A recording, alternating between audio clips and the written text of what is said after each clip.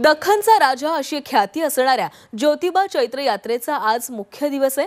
या यात्रेसाठी महाराष्ट्राबरोबरच कर्नाटक, आंध्र प्रदेश आणि गोवा राज्यातून 2 लाखांहून अधिक भाविक हे ज्योतिबा डोंगरावर दाखल झालेले आहेत। ज्योतिबाच्या नावानं चांग भलं, केदारनाथाच्या नावानं चांग भलंच्या गजरात ही यात्रा सुरू झालेली आहे। आज सकाळी 5 वाजता ज्योतिबाला शासकीय अभिषेक देखील घालण्यात आला आणि यानंतर ज्योतिबाची विधिवत रूपात पूजा बांधण्यात आली।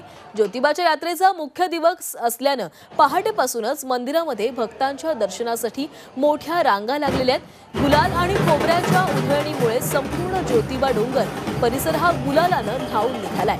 दुपारी 12 वाजता मानाच्या सासनकाठ्यांची पारंपरिक वाद्याच्या गजरामध्ये मिरवणूक काढण्यात येणार आहे।